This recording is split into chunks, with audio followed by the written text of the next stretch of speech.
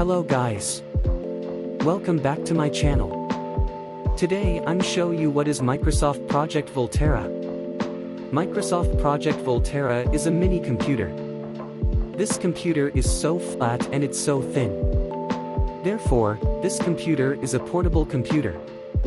Project Volterra powered by Snapdragon CPU, like Apple M1. This computer has multiple ports.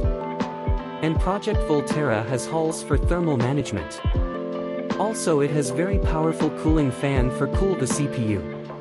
Project Volterra's body made using recycled ocean plastic. In Project Volterra we can work fast. Because it is very powerful. This computer similar to Apple Mac Mini. I think this new Project Volterra is good. What you think about it? Comment below. Thanks for watching. See you later.